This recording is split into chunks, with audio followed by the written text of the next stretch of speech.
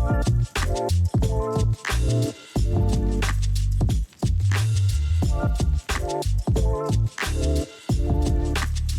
up, everyone? Welcome back to episode 2 of Los Grande Podpinos. Special day for you, Casey. How are you? I'm doing good. Feeling. I got a water bottle this time, so I shouldn't be dying as much, which will be nice. That's good. I do want to say we have a special guest with us. Some people know him as the data guy. Some people just know him as the one and only reigning champ from 2024. I'd like to welcome to the podcast Jason Thomas. Jason, glad to have you here. Thank you, boys. Thank you. It's an honor. It's coming to such a professionally done pod here. It's a big deal for me. It's a rite of passage. You know, for how small of a podcast we are, the amount of production quality that's going into this is probably really, really overkill. You guys can't. It looks nice. It does look nice. We have a big TV with Jason's face on it, camera, a laptop, some audio stuff, some big lights. It's overkill. But hey, we're here for a good time, not a long time. How's everyone's morning going? It's Saturday morning, like 9:40 or something like that, almost 10 o'clock. Feeling good? Yeah, feeling good. I went to go make some purchases this morning on Apple Pay and realized I have been doing that for the last couple months on my dad's card because I'm in the family settings. So that's been a lot of fun to figure that out this morning. But I got it all figured out. And my mom's like, don't worry about it. So that's so nice of her. That was nice. And I felt bad, but I left the family sharing things. I don't even use Apple Music anyway because I'm an adult. So some people might have some strong words for you. Okay, go to Spotify. It's better. It is what it is. Jason, how about yourself? How you doing?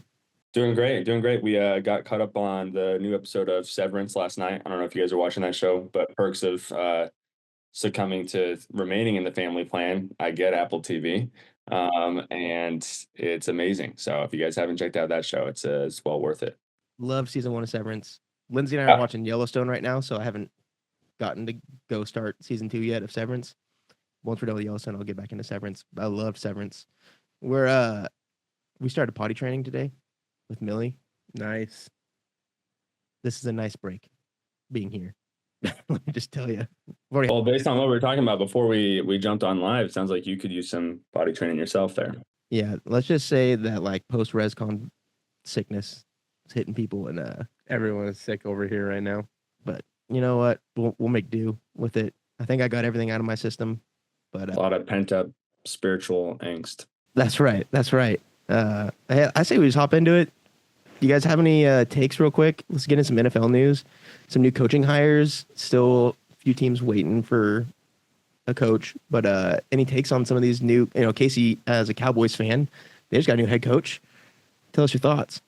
Yeah, the Cowboys organization needs to tell Jerry somehow that he needs to stop making decisions because that was a terrible decision to get Schottenheimer. They should just go and restart everything, blow it up, trade everyone. Trade Micah before he just walks.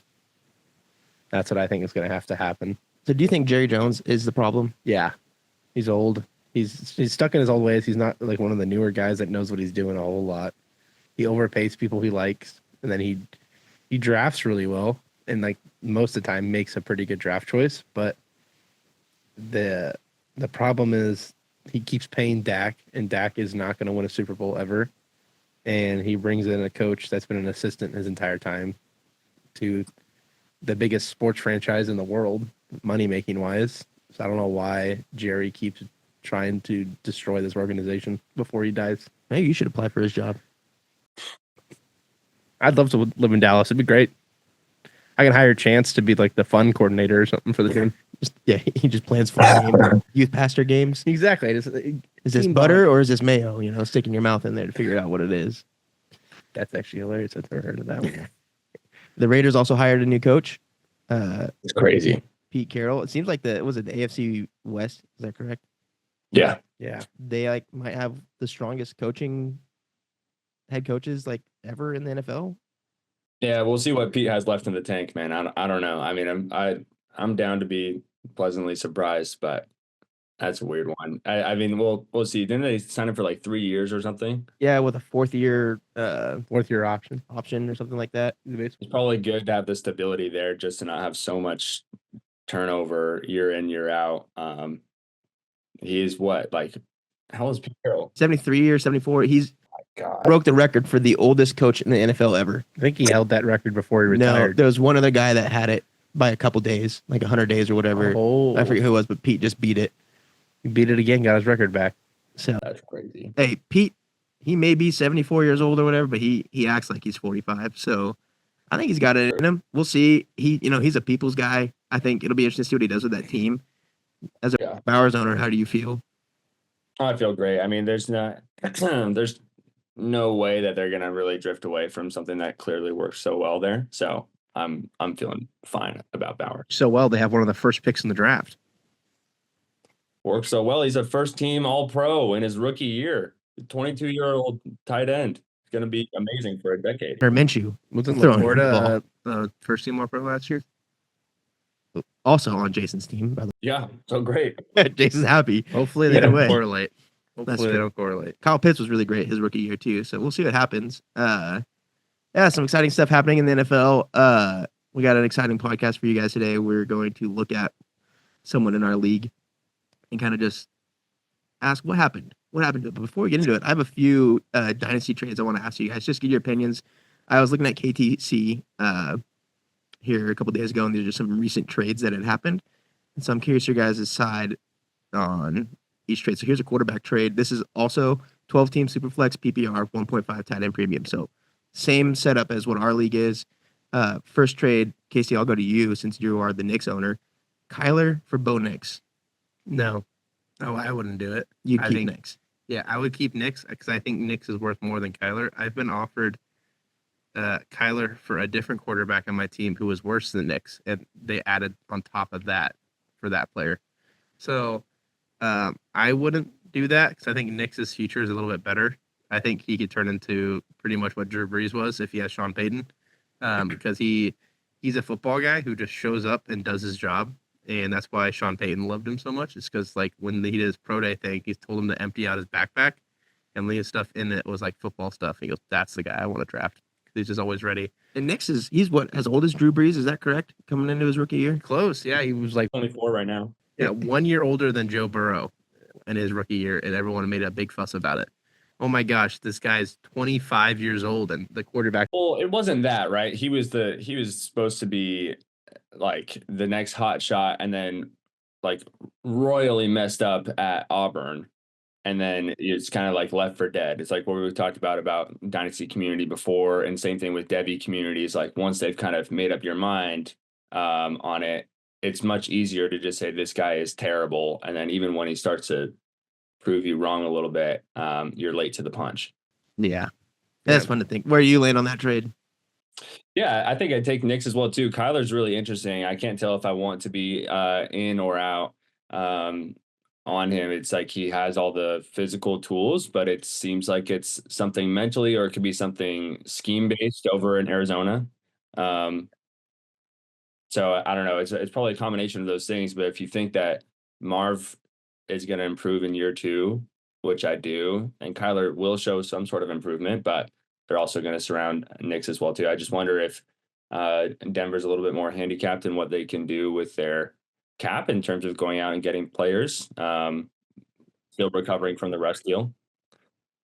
So I think I'm with you guys. Like, I look at Denver's team, and they don't got a lot there. And for Knicks to do what he did this year, fantasy wise, like, I think I'm on the Knicks side, but I wouldn't doubt anyone or like judge anyone for taking Kyler just because Kyler's got the weapons. Kyler's shown what he can do before in the past. Because I mean, if you look at Stroud's rookie year, everyone was like, "Oh man, he's awesome. He's great." Yeah. You know, I think the dynasty community pumped him up to like QB2, or he might have even hit QB1 at one point on KTC. Sophomore year is nothing. Like it was so disappointing for you drafted him at. That's the other thing too. Is like no one really saw this coming. Even if you saw him having a good year, it probably didn't look like going to the playoffs in their first year. So yeah, it'll be interesting to see how the league responds to him in his second year. Same thing with all these guys, even Jaden Daniels, right? Like is to an extent got to be bound for some sort of regression as these guys the defenses learn how to adjust to these guys. He ran a lot more than I thought he was going to. I'll say that. Like I didn't think that he was going to be quite as mobile. Yeah, let's move on to this next trade. I got 3 more trades we can talk about. Got to rapid fire through them. So this next trade, Jason, we'll start with you, is Michael Penix and Zach Wilson for Anthony Richardson and AD Mitchell. I think Wilson's kind of a throwaway piece in this. So it's AR and Mitchell for Penix, and I think I'll just stick with Penix. They're going to be the starter going into next year, and he played pretty well. He didn't light the world on fire, but he played pretty well. He's got a great surrounding cast as far as weapons. They're all young. There's no concerns over contracts, and he's kind of the face of the franchise. Things are really interesting in Indy right now. There's a lot of trepidation over AR, and for Mitchell, he's like the third read probably right now in this offense. He might be able to oust Pittman, who showed signs of aging. Fourth read with Taylor, talking about probably drafting a tight end as well. That'd be a primary receiving threat. So, not super interested in Mitchell. I am interested in AR. Obviously, if he figures it out, he'll light the world on fire, and he is meeting with that. Same guy that fixed Josh Allen's mechanics early in his career as well. That could be something, but I don't know. I think I'd rather just ride with Penix, who showed me enough in his first 2 games. Yeah, totally. I think with what Atlanta paid for him when they had just signed Kirk Cousins obviously shows that they might have seen something special in him. Either they saw something special or they're just worried about getting their first round pick taken away next year or this 2025 year for doing some tampering or whatever. But where do you lie, Casey? As the AR owner, I'll keep AR instead. I think his ceiling is a lot higher than Penix's has been. I remember I was pretty high on Penix, and then I watched him play against Michigan in the national championship game and forget how to play football. So I think when it comes to big moments, he doesn't know how to finish kind of when he started. So I think for me, I'd rather just have AR because his ceiling is the QB1, Cam Newton's MVP year.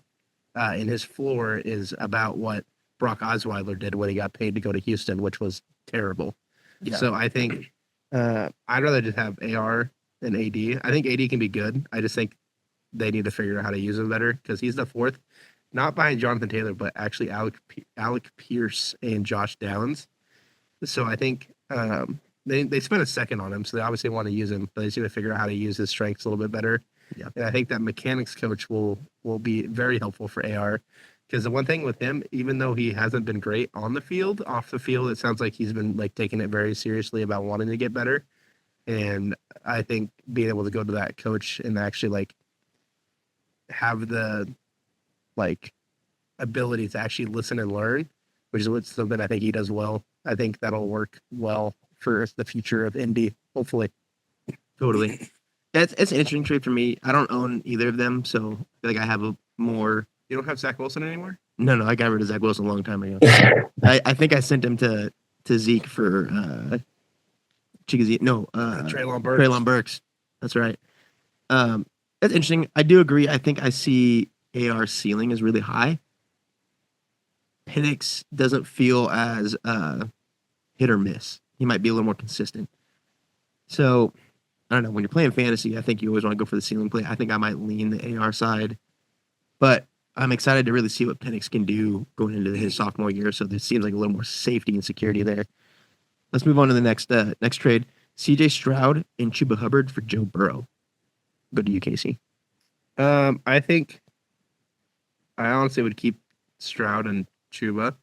I think Chuba has pretty much locked down the running back spot in Carolina. I don't see why they would move off of him after the season that he had, especially with Jonathan Brooks tearing his ACL again. I think that Chuba can stay a top 10 running back in fantasy, and I think Stroud can recover. I think they switched up the scheme. Like I saw a thing when they fired Slowick.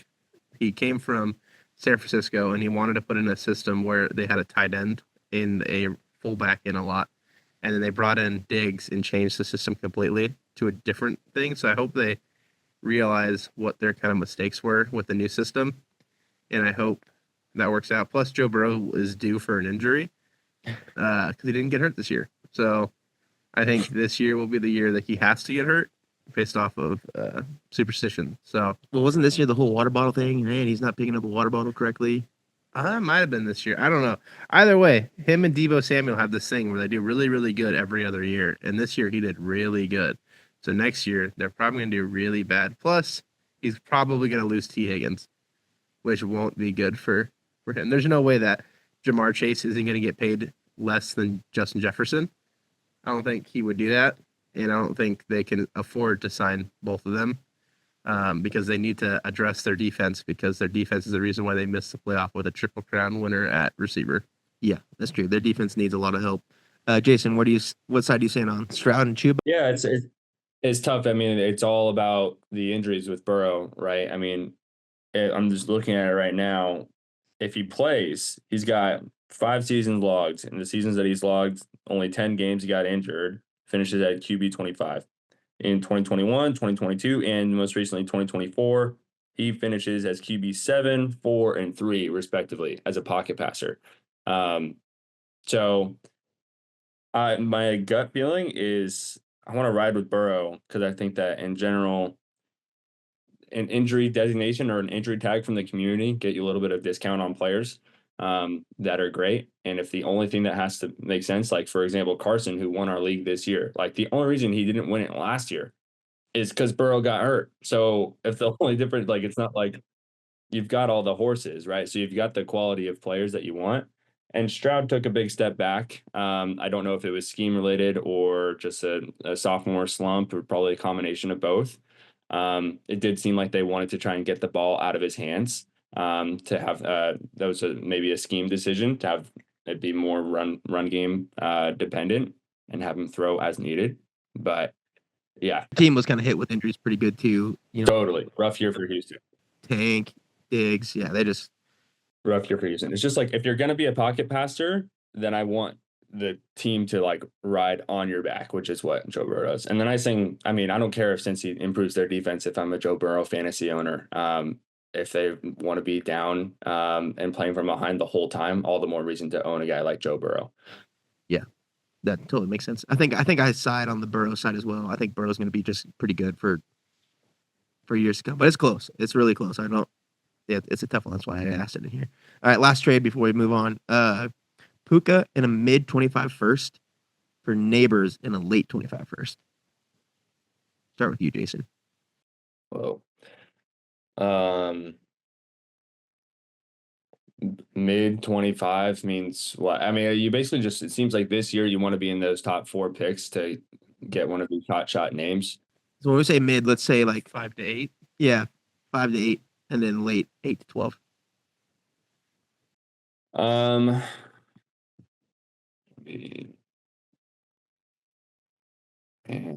Like Puka, with the Stafford's future kind of up in the air. Yeah.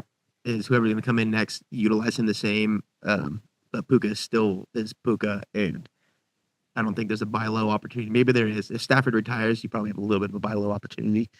I think I take Neighbors. But that's just usually how I play. I'm more on the give me freak talent plus volume, and see what happens. And hopefully the stars will align eventually with QB play as well. But he could just be like a Terry McLaurin guy that doesn't have the stars aligned for several years. So yeah, but I'll take Neighbors. I think I take Neighbors as well. Who knows what the late first turns into? Maybe you can shift the late first from something to like upgrade there. But yeah, Neighbors did quite a bit with nothing on his team. Like, so I feel pretty strongly about him. Where do you lie, Casey? I think I'm the same way. When you get over 1,000 yards with Tommy DeVito and Drew Lock and Daniel Jones throwing you the football, and I think at one point they had that one dude who was in New England for a little bit last year who like was really bad. Zappy? No, it's New England. It might have been the Jets. Either way, he had Boyle. Boyle? Tim Boyle. I think he played a couple games for New York. Boyle this year. rules. But to be able to get 1,000 yards with a bunch of schmucks that aren't going to be starting in the NFL ever again, I think that's a pretty good guy to kind of bank on. Mm-hmm. And I think that Puka will be good. I just think I'm scared of the Stafford transition because he is known to just pepper one guy. He made Kenny Galladay seem like the next Megatron, and then Kenny Galladay went to the Giants and made Carson very sad for a long time.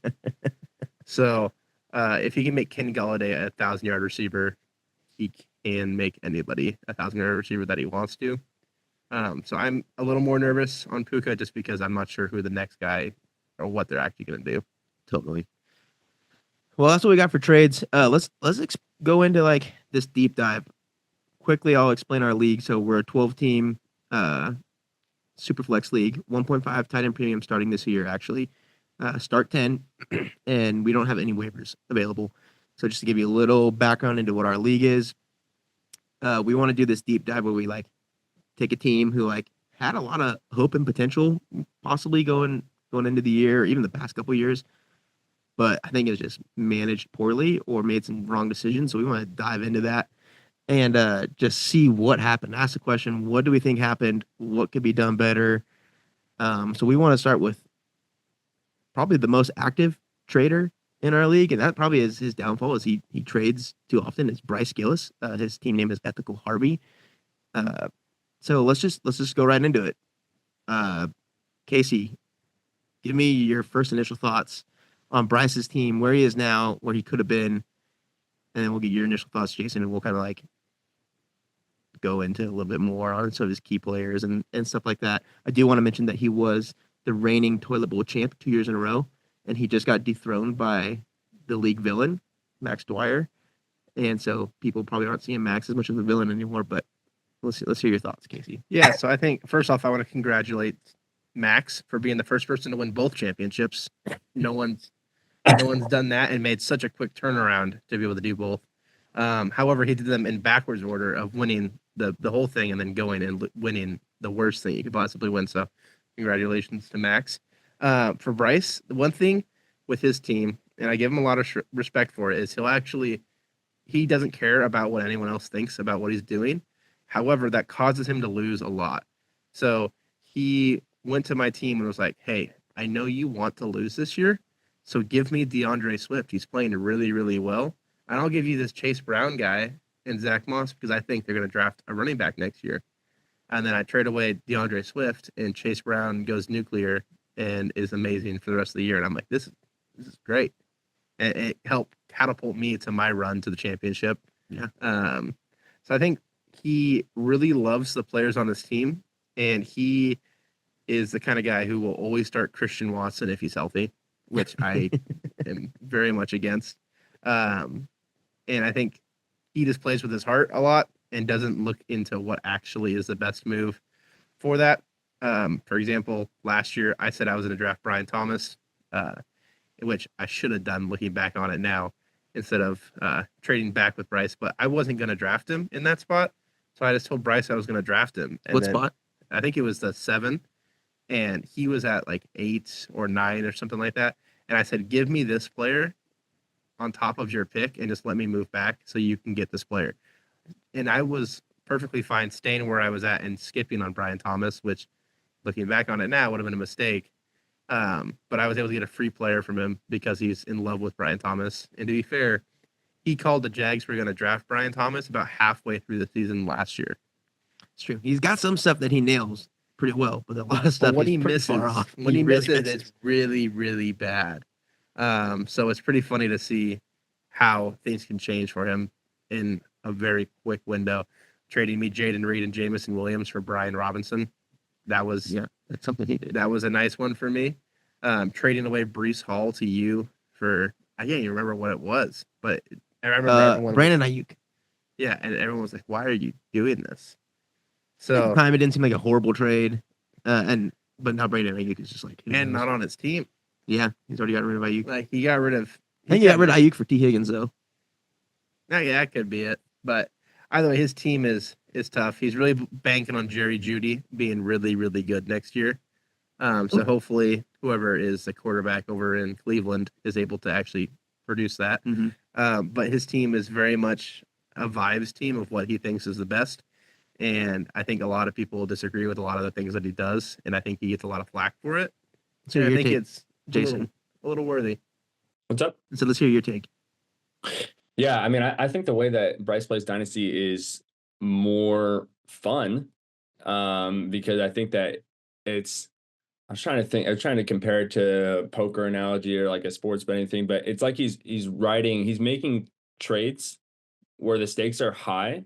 He's putting like a lot of money down on long shot parlays, right? So he's got like these takes on players that he is um dead set on, but he's gonna pay for ceiling outcomes, even though the current market price or the current like what Casey's saying, the other manager's disposition towards that player is not as high, right? So he's paying for a ceiling outcome, and then does the opposite in season, where he's fine. He'll I think thinks he's going to recover um, from the trades well in the offseason, but it's like, okay, right now this doesn't really matter. It's not a sunk cost.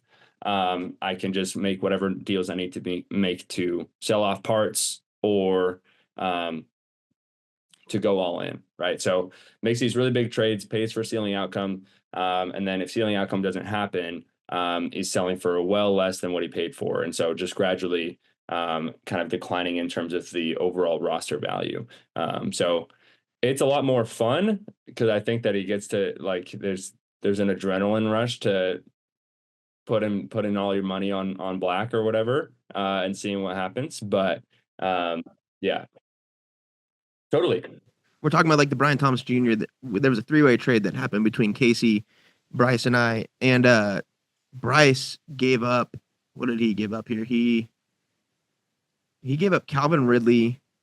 I want to say 24 second, which was the 2.7. Yeah, the 2.7 and a third, a 24 third, which was the 3.6. He gave up Calvin Ridley the 2.7, 3.6, Pat Fryermuth, and the 1.0. You know, the 110. The 110 just to get the 1.9, which the 1.9 turned into Brian Thomas Jr. The 110 did turn into Bo Nix, so congratulations on you there. But he feels he was pretty set at quarterback with, Jordan Love and Trevor Lawrence. But I would say, like, giving up Calvin Ridley, Jalen Polk, and Jalen McMillan for Brian Thomas is probably a pretty solid trade. Like, Brian Thomas has proven that he's going to be pretty elite in this league. So, like, that paid off for him. We have a best ball league that mimics identical to our actual dynasty league. And in best ball, he made it to the playoffs. But in our dynasty league, he did not. So there's probably some poor management issues going on there. Like Casey said, he's going to start Christian Watson every time Watson is healthy when maybe he shouldn't. Yeah, I don't know. So it's interesting to look at. I kind of want to take a turn and look at some of his key players. What do you guys think their outcomes are? So like looking at like Trevor Lawrence, Dalton Kincaid, he's very high on Dalton Kincaid. And I don't know if Dalton Kincaid is hitting that ceiling that he really hoped for. So I don't know, any of his key players that you guys want to talk about, or players that he thinks are going to be really great, but might be a mistake for him to think of that. Or if you have any other data insight, Jason, that you want to pull up and talk about, that could be insight into like kind of where he's taken his team and where it is now. We're all ears. You guys aware of what he started with after the auction? Some of the key players after the initial startup auction. It wasn't that long ago. I wasn't in the league, so no. Pull it up. Okay, so if I share my screen, can you see it? Let's try it. Give it a shot. See what happens here. So this is just Bryce's portion of the auction, and I can zoom in a little bit here. And if you see here, like none of these guys are on the team anymore. So when we drafted, Brees Hall was supposed to be the darling child, and we trade that away. We can go through this saga because this one was interesting. Stafford's gone, Vontae's gone, Trevor Lawrence is still there, but all of these guys that we started with are gone, and that's not necessarily a bad thing, but it's just kind of the general, we'll call it I don't know, what's a positive way to say the word turbulent management style, where you're just kind of like, I mean, we didn't have any of these guys for very long. And in general, these guys were all pretty, or at least these two, and this guy, I guess we're older when things started back in 2022, and we were all trading like crazy. But it's a general bet of like you made a large bet here on Breece Hall. Let's see what happened with Breece Hall. We look at Breece. Breece is eventually traded away, and this is what you guys were just talking about. In October of the next year, Breece is traded away in this Brandon Ayuk trade. 2 weeks later, Brandon Ayuk is traded down for Calvin Ridley, Madison in a fifth. Yikes. That's bad. That's what we're talking about, right? It's this sense of like, okay, well, Breece Hall is going to be this cornerstone piece at the time. Contextually, it's this idea of like he's sitting around. It seems like it's happened in the last 2 years. He's sitting around 500. Not really sure what's going to happen, but Breece was underperforming, if you remember at the time, and this is why this was a feasible deal. And Ayuk was playing really, really well. And so we're going to buy Ayuk. I remember he didn't even want Ayuk because he hates the Niners. But then 2 weeks later, that Calvin Ridley trade, because Ridley went to the Jags and he had high hopes. Yeah, he was like all in. He goes, "Yeah, Ridley's gonna be this elite prospect with Trevor Lawrence." So it makes sense why he like called his shot. The trade's like, well, and the funny thing is though, like this, we're in October of the season. Like Ridley's been on the Jags for half a year, right? So you're seeing this Ridley Jags experiment. Maybe it's not going to work out all that well.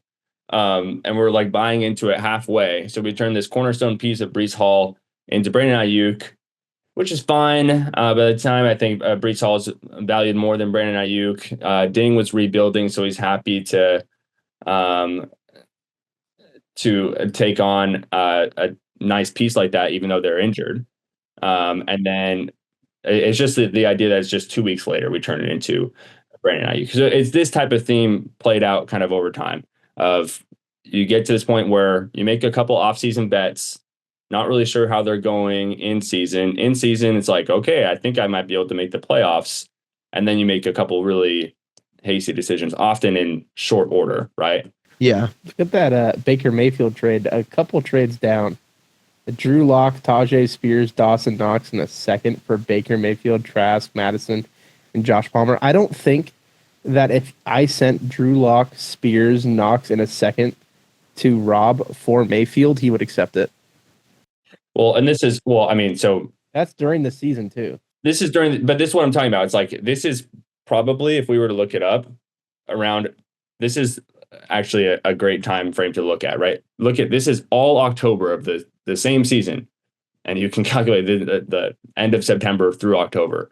All of these trades are this big playoff push. Yeah. This is, oh shoot, I just missed the playoffs. Let's see what I can recoup. Chance has a better shot of making the playoffs. My favorite thing is how he traded for Zach Moss like 3 or 4 times. Yeah. Yeah, Zach Moss is littered in here if we just try and find. Zach Moss is sent away here, is acquired back there, in the process giving away Ding. So Ding really took advantage here of this several times, and then ultimately getting a second back for Zach Moss. And I think we acquire him again in March. Traded him to me, so I'll send him back to Bryce later this offseason. Exactly. The Sam Darnold, that was like a closet pal or someone. But then you look at this as well. Actually, while we're at it, it's like Sam Darnold. This is another great experiment, right? So Sam Darnold is something that he acquires in March of last year. He placed a nice bet on Sam Darnold. In the process, he gets Mac Jones, which is going to handcuff his quarterback and Trevor Lawrence. And then he gets Zach Moss back again, who Ford in a second. Like that's yeah, it wasn't that bad. And Max had Nick Chubb, right? So he's interested in that. Now, I mean, the immediate flip, because he had just given, we don't need to look into that. He had just given Zach Moss to Max for a similar price. Anyways, traded for this Sam Darnold trade is awesome, right? And he's placing a bet. The whole offseason, he's talking about Sam Darnold potential MVP, which he literally was. Like, he's actually right about these takes all the time. So he was in MVP talks. Obviously, the season soured, but then mid-season, he pulls the rug out from under it, and there's Ding again to pick up the pieces, and trades in for this bag of. I mean, all these assets are close to worthless on the market right now. Like, you have to hope for something really big and new to happen. And Watson's probably not even going to play all of next year. Yeah, that was a he retore his Achilles. So But the thing is, like, the process was sound at the beginning. It's this idea of, like, I don't know if it's it doesn't match maybe his personality style to sit with the picks for a long period of time, but he made an incredible bet earlier and then kind of jumped out later. Yeah. He's good at calling a shot early on, but he backs out way too late. There's a lot of incredible reads, honestly, really, really incredible reads. Most people are late to all of these types of things, and he is not. So he has a lot of, like, again, really nice reads. It just jumps out too early, it seems like. Mm-hmm. You're trying to think. Would you say? And then same thing with picks, right? The same thing happens with picks. If you look at when by the time he's getting to these drafts, he's not really making too many picks, right? This is his first rookie draft where he takes Kincaid, Mayer. Kincaid's a high bet, still on his roster. Reed, he shipped later. Same thing in the 2024 draft. No second round pick. Gets Brian Thomas, Wicks, Tracy. Just a reminder to everyone, we don't have waivers. So when we do our rookie draft, whoever is technically on waivers is available in the rookie draft. So that's why you're seeing some veteran names. True. Yeah. Yeah, and he traded me Cortland Sutton for Dontavian Wicks for that pick. Like, straight, I tried to get him to send me Cortland Sutton for like a month and a half, and then Wicks was there, and he finally was like, "You know what? I'll send you Sutton for the 302." That sounds good to me. And I was all for it because I was trying to get Sutton for a lot longer because I knew I was going to take Knicks like a month before our draft. It'd be interesting to see. He's still calling his shot on some players like T. Higgins. To see Totally. Yeah. what happens there. We'll see if he ships him too early, like he has been doing. Yeah, that's what we're saying, right? Like, it's like that's probably a good bet. We should try and see this one through, and see what happens here. Because if you are able to see it through, you give yourself a more chance of either getting out for similar to, because he pays again for kind of higher outcome cases. He's not really a buy low guy, Bryce, almost ever. So yeah. What do you guys think? Because I think Bryce is a very interesting dynasty player. Do you think it will eventually pay off for him, or do you think he's going to keep making these kind of mistakes? Casey, I want to hear your thoughts. I think that it could if everything goes his way. I think everything went my way this year, and I still lost, which kind of sucks because I had to go against a juggernaut. I really needed Jason to beat Carson. That was like my one winning condition. I felt like your team, Jason, was a lot more. You could score 80 points or you could score 200. It was weird. Carson's team was he could score 200 or he could score 150. Yeah. So I felt like my chance was Carson's floor is extremely high. Yeah. Yeah. But it comes from 4 players, which is insane too. But I think that his team needs everything to go his way once, and it could work. But my only fear is that he will try to trade everyone away in the middle of that run and trade for people who he thinks are better that will just bite him in the butt, like he did with Swift. Like, Swift, immediately after he traded for him, started sucking. Yeah. And that was when he was trying to compete. So I think he needs everything to go his way. And if it even does go his way, he needs to stop himself from making a dumb trade right before and actually committing to what a team he has that's working and having that be the one that brings him to the finish line. Because I don't think he will trade well enough to get through. But it's really rare to win with the team that you start with this season and not making a move. So. Yeah. Well, and I'm not sure the Swift trade, for what it's worth, you keep talking about this one. I'm not sure that that's a bad trade as much as like that's just unlucky. Like, that was just like he was hot. And I guess he could have looked at strength of schedule or something else coming up, but and Brown and Moss, that combination was not impressive. I was just that's just unfortunate timing. I don't know that it's a bad process move per se, but unfortunate timing for sure. He's got some players that he's trying to call some shots on. Yeah. Here briefly, I'll read off his team because then I want to ask you guys. One, do you think he should be competing or going hard into a rebuild this year? And then 2, I want to ask you what you would do if you were managing his team. But he's got Jordan Love and Trevor Lawrence as his starting quarterbacks. That seems like a pretty solid Middle of the pack guys, yeah. And then his running backs, he's got Tyrone Tracy, which, in my opinion, I think he should try and sell. DeAndre Swift, and then his wide receivers, his strongest wide receivers are going to be T. Higgins, Brian Thomas, and probably Chris Godwin. He's got Jerry Jeudy, all of Green Bay's wide receiver core, Dontavian Wicks, Christian Watson, Dalton Kincaid is his tight end. He's got Deshaun Watson on the bench, guys like Drew Lock, Daniel Jones, Gardner Minshew, Malik Willis. Just a hodgepodge of backup quarterbacks. Devin Singletary, Jalen Warren, Michael Wilson, Mike Williams, Gabe Davis, Parker Washington, Quentin Johnston, which that was an interesting trade too. Luke Schoonmaker, and was that Eric All? Eric All, tight end for the Bengals, Dallas Goedert, Dawson Knox. And then doesn't have any first round picks in 2025, 2026, or 2027. He's got a second and three thirds in 2025, and a 25 fourth. So I don't know. Jason, what do you think? Should he kind of go in onto a rebuild in 2025, or just keep pushing his chips in on competing and trying to make it happen? Yeah, I mean, if you're Bryce, you started this thing with an intentional rebuild, and now the first year was an actual full punt. The last two have been accidental rebuilds. Not really, actually, they're not rebuilds. They just missed the playoffs, right? Which is not the case. So despite him finishing dead last a couple of years, only one of those was intentional. And unfortunately for him, it didn't even work out in terms of the lottery draft, the way that we do our rookie picks. The dead last team doesn't necessarily get the 101 the following year. And so Austin experienced that as well. I don't really know. The hard part about rebuilding is it's like you would have had to make that decision a little bit earlier. You can start to. I think I would just be a little bit more calculated with what those moves look like. But like you just said, he doesn't have first round picks for the next 3 years.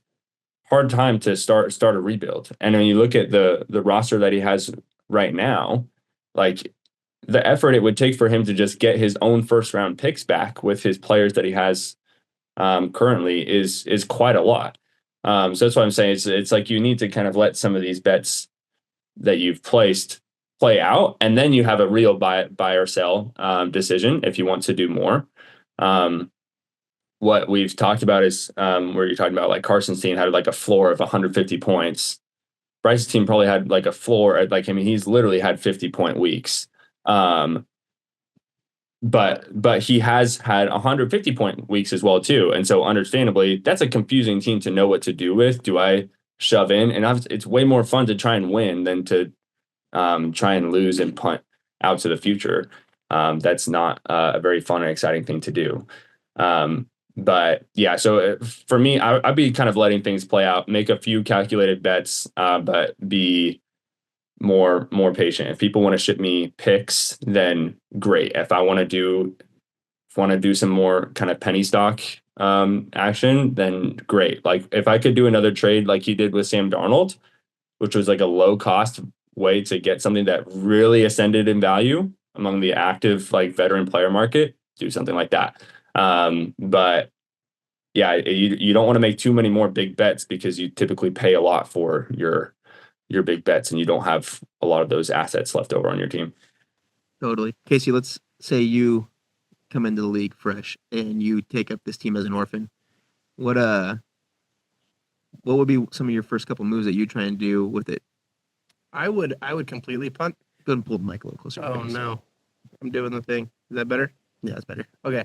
I think I would completely punt the season as someone who's done it before and had it work.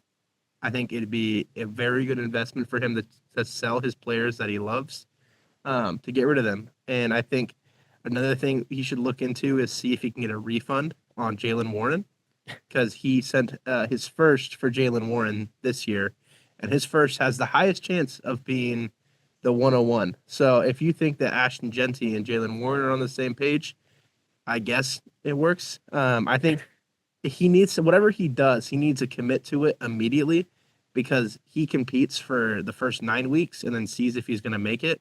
And then if he thinks he can make it, he'll make a push for 2 more weeks, and then he'll lose those weeks and punt completely.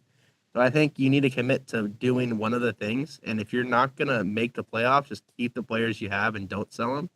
But if you're for a fact you don't think you have a chance, you might as well just completely punt everything. Yeah. It's the Steve Carell office snip, snap, snip, snap, snip, snap on am I trying to win or am I trying to rebuild, right? Because and then the problem is if you make a rebuilding decision in the offseason, but it's for much less than what you paid for previously. So Casey, I don't know if you're saying that the hard part about punting is now he has to go back and like it's a hard position to be as someone that looks like they're not ready to compete to start a negotiation for your own first round picks after you've shipped them out for the next 3 years. So it's really hard for him to start a negotiation with Carson saying, what does it look like for me to get my 2025 first back? And then same thing for Max, which I think has his 2026 first. And I believe, let's see, Max also has his 2027 first. So kind of good luck in these trade negotiations. Once your team kind of already speaks for itself, is a similar position that Luke found himself in, where he's got a team that doesn't look like it has the horses to compete probably super well, and he's trying to negotiate for his own first round picks. It's really hard to do. You can negotiate for other people's firsts, maybe with a little bit more success, but it's tough, right? He lost his 2025 first in that same stretch of October of 23. His 2025 first he shipped to get Joe Mixon to try and compete, right? The 2026 first he gave to Max for Mike Evans in a competing push again in June of actually 2024. So in the offseason, he gets Mike Evans for 2026 first. And then in November, he just shipped his 2027 first in the Jerry Jeudy, Quentin Johnson acquisition out into 27. He's got a lot of time, right? And I think that's part of it is like he believes that he's got time to recover from all of these moves, but it is tricky when you're saying, Casey, the first thing I do is take over this team and I would just punt on this year. Great. He punts on this year, and what does he have to show for it? His earliest pick in 2026 is your third. He doesn't have his earliest pick of his own in 2026 is his own 5th round pick. So congrats, you get the 501 for punting. Yeah, I think the big thing is you don't trade for your own picks back. I knew I traded you last year, my first round pick, and I tried for like a week to get it, but I knew you weren't going to budge on it because you knew I was the worst player. So I went and got a bunch of different other picks. I ended up getting the 107, the 108, the 111, and the 104 all in the same year just from punting. So I think what you got to do is you got to take the people who have the lower odds in the lottery and shoot after them and hope for a little bit of luck. Well, yeah, in the 24 draft, you traded for Carson's or whoever. It was Carson's, and I got Rashad. I gave away Rashad White to get the 104 essentially. And I thought it was the 102. It was no. Oh, you traded to get the 102 later. Yeah, I traded up to the 102, which, looking back on it, probably a mistake. I could have gotten Jaden Daniels and Brian Thomas and all these people, but I think fully punting requires getting other people's picks, and for him, he's a gambler, so he might as well gamble completely on getting somebody to get some luck on his side. So trading for like people who are like Carson's pick or Karsten's pick or like Zeke's from whoever has Zeke's. Yeah. It's like the first Yeah, I like that. It's the playoffs. So why doesn't he try to go for like the 106 or 105 and try to work his way up from there? So that's what I would. Yeah. That's kind of what I did. Because I went in and I traded away all the players that were doing well I think their peak performance to be able to get players that help me in the future and better picks. I think he's got some pieces that he could ship that aren't like that don't need to necessarily be like pillar pieces to his team. I think he could ship T. Higgins. He could probably ship Chris Godwin. Those would be some guys that I'd look at and trace. I think he wants to, right? Once their value becomes more clear in a new situation, like T. Higgins' value is only going to go up. Same thing with Chris Godwin once they get contracts, even like no matter where it is. It's either he's staying in Cincy, okay, great. He's a high floor, high end wide receiver 2, low end wide receiver 1 for T. Higgins, or you go into the Chargers and he's Justin Herbert's 1. Like, let's do it. Or the Patriots. Hopefully the Patriots. That's what I would love. So, and Tyrone Tracy, I think, is another guy that Yeah, It kind of needs to ship now before the draft to see if what the Giants. maybe. Yeah, I mean, it's kind of like exactly what Luke did as well, because Luke was in a similar position last offseason where he had already shipped his own first for 2025, so he was going to have a hard time getting that.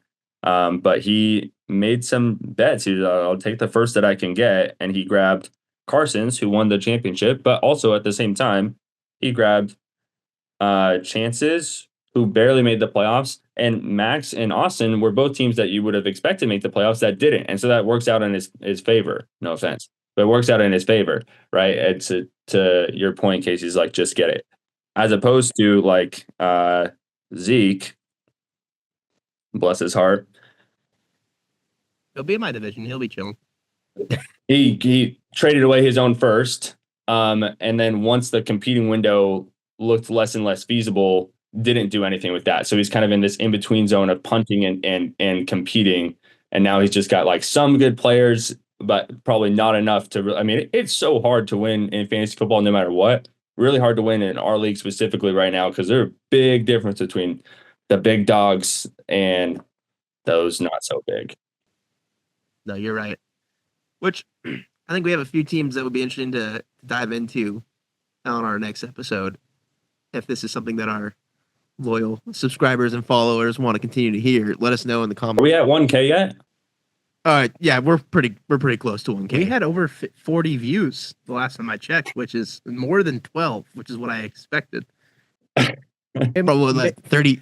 Well, I guess like 25 of those are just you rewatching it. Yeah, or- but maybe my mom watched a couple times, but pretty surprised by the amount of views that we had on our first one. Who knows? Maybe our fellow LGP members, you can let us know in our league chat if you want us to do another deep dive into a team.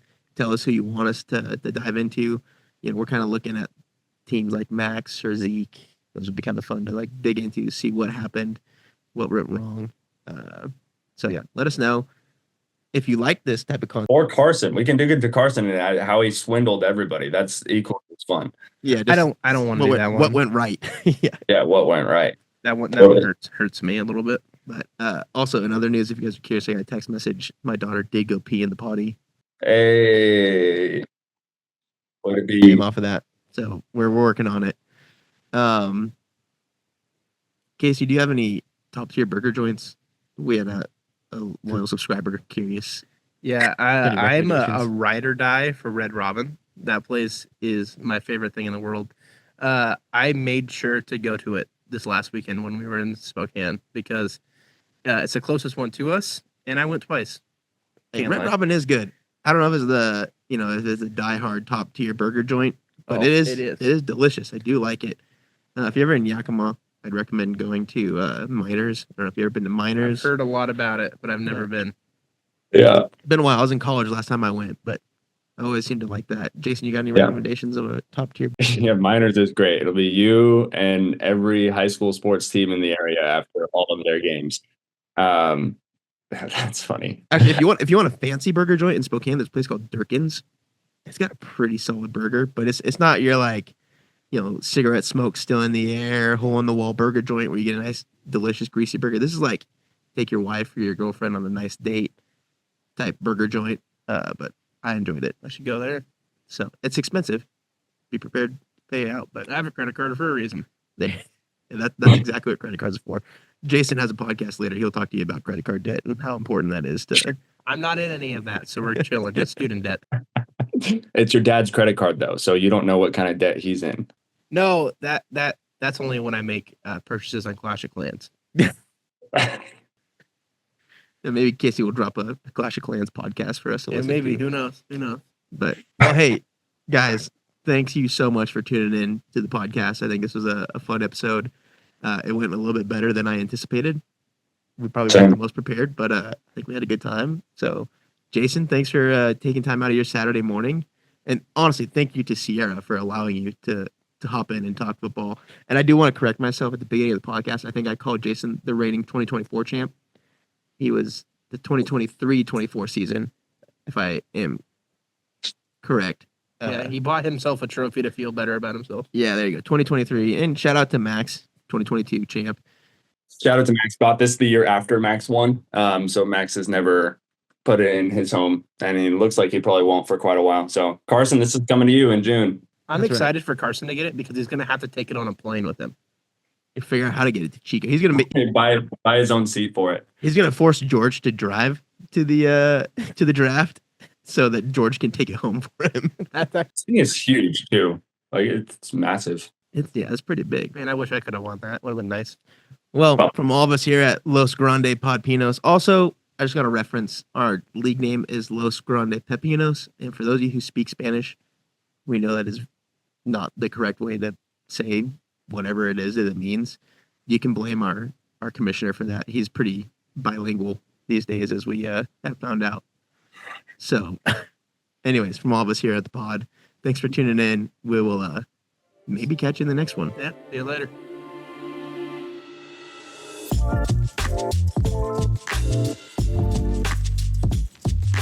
Thank you.